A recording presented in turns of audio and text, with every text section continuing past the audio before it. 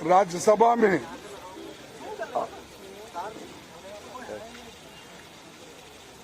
राज्यसभा के सदन के नेता एक सवाल उठाए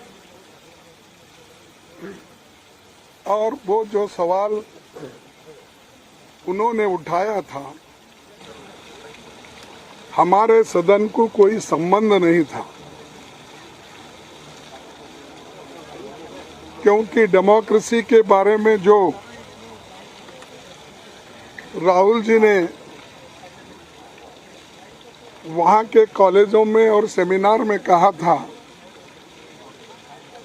उस बात को उन्होंने राज्यसभा में उठाया।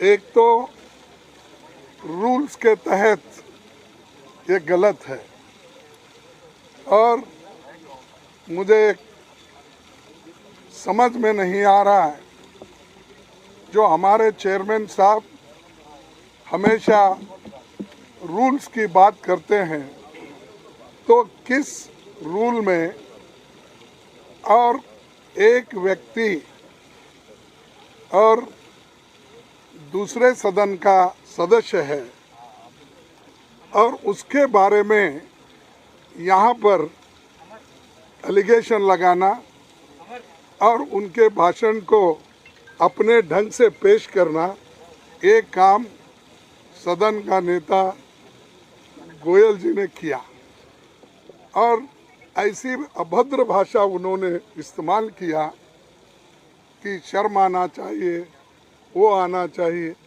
अरे जो चीज़ें राज्यसभा में आप बोल नहीं सकते, अगर आपको बोलना है तो नोटिस देकर लोकसभा में बोल सकते थे, लेकिन उन्होंने ये नहीं किया, क्योंकि इस देश के डेमोक्रेसी को अपमान करने का उनका सारा प्रयत्न है और खुद डेमोक्रेसी को यहाँ कुचल रहे हैं। डेमोक्रेसी को और संविधान को कोई जगह मोदी जी के राज्य में नहीं है और बीजेपी के राज्य में नहीं है, क्योंकि हर एक ऑटोनमस बॉडी का वो मिसयूज कर रहे हैं, हर एक एजेंसी का वो मिसयूज कर रहे हैं और कोई नोटिस नहीं, रूल ऑफ लॉ नहीं है, लेकिन वो मन माने जैसा एक डिक्टेटर देश को चलाता है वैसा ही वो काम यहाँ पर कर रहे हैं। और ये लोग डेमोक्रेसी की बात करते हैं, ये लोग देशभक्ति की बात करते हैं और ये लोग देश के मान सम्मान की बात करते हैं। तो मैं पूछना चाहता हूँ मोदी साहब, मैं आपको 4 उदाहरण देता हूँ, ऐसे तो बहुत है।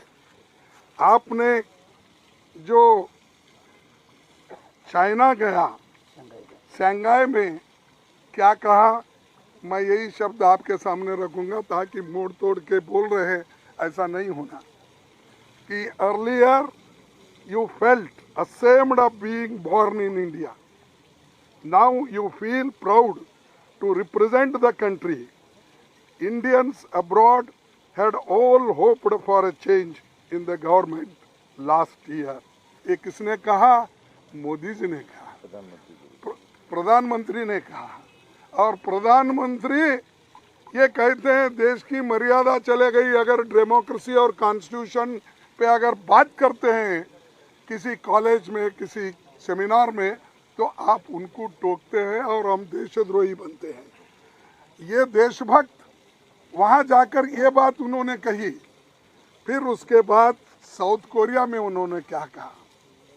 साउथ कोरिया में भी यही कहा, earlier people would lament, they would ask what sin they have committed to have been born in India. A businessman wanted to leave the country for better opportunities abroad. But these people are now saying that they will come back, even if their incomes are lower than in other.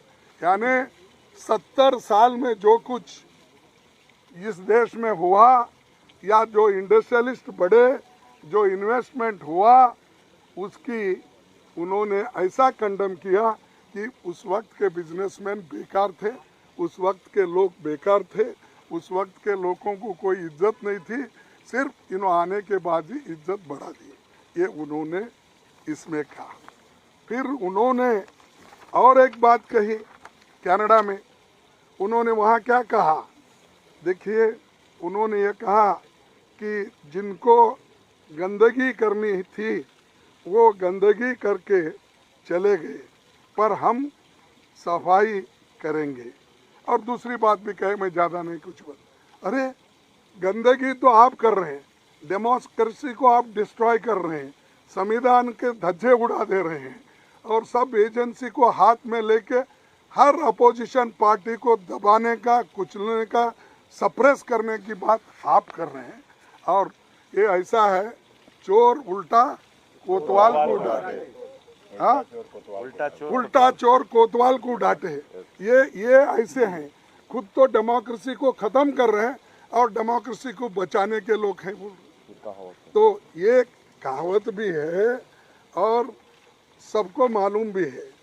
और एक बात, जो UAE में गए, वो UAE में मोदी जी क्या बोले, देखो पहले की गवर्नमेंट लेथार्जी थी और वो काम नहीं कर सके, तो हम और प्रायोरिटी बेसिस पे, यानी और भी बहुत से हैं जो अभी परसों कल कर्नाटक में कुछ दूसरे जगह में, जो इंसान, जो व्यक्ति इस देश का प्रथम नागरिक है या प्राइम मिनिस्टर है, अगर वो जाके बाहर ये सब बातें बोल सकते हैं, अगर राहुल जी जाकर वहाँ पर सेमिनार में, डिबेट में अगर बात कहे तो अपराध हो जाता है।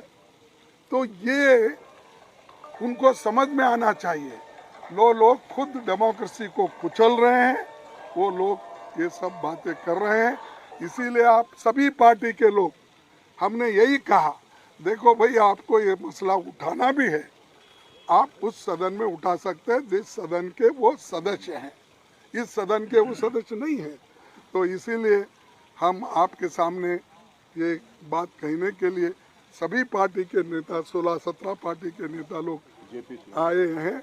और हम क्या डिमांड कर रहे हैं, हम ज्वाइंट पार्लियामेंट्री कमेटी बिठाओ, जेपीसी बिठाओ अदानी के इशू पे।